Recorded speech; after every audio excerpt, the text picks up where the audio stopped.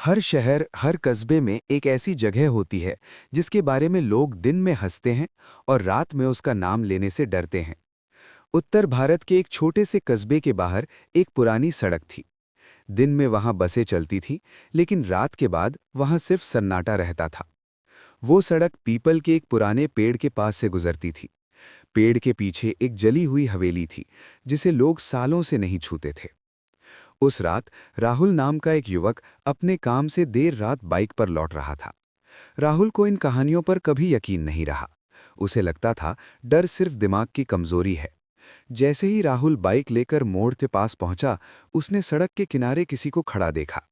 एक औरत, लाल साड़ी में, सिर पर घूंघट। बारिश में भी उसकी साड़ी बिल्कुल सूखी थी। राहुल ने ब्रेक लगाया।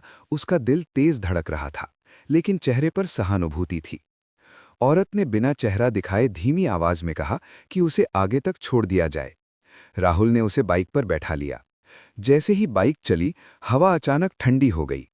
राहुल को पीछे बैठी औरत की मौजूदगी महसूस हो रही थी, लेकिन उसकी परछाई सड़क पर नहीं दिख रही थी। सिर्फ एक आवाज थी, चूड़ियों की, जो लगातार बज रही थी। राहुल ने उससे पूछा कि वो इतनी रात में अकेली क्यों है।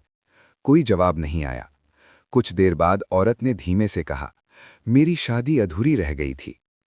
उस वाक्य के साथ ही राहुल की रीढ़ में ठंडक दौड़ गई।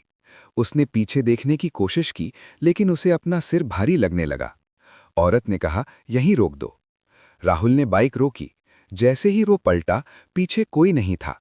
सिर्फ लाल चूड़ियों की एक जोड़ी सड़क पर पड़ी थी और हवा में किसी औरत के रोने की हल्की आवाज। अगली सुबह कस्बे में खबर फैल गई। राहुल बेहोशी की हालत में उसी पीपल के पेड़ के नीचे मिला। उसकी बाइक वहीं खड़ी थी। जब राहुल को होश आया, तो कस्बे के बुजुर्गों ने उसे एक कहानी बताई। 20 साल पहले उसी हवेली में एक लड़की की शादी हुई थी। लाल साड़ी, चूड़ियां, मंगलसूत्र, सब कुछ तैयार था, लेकिन दुल्हा कभी नहीं आया। वो लड़की पूरी रात उसी सड़क पर इंतजार करती रही। सुबह उसकी लाल साड़ी पीपल के पेड़ के पास मिली थी।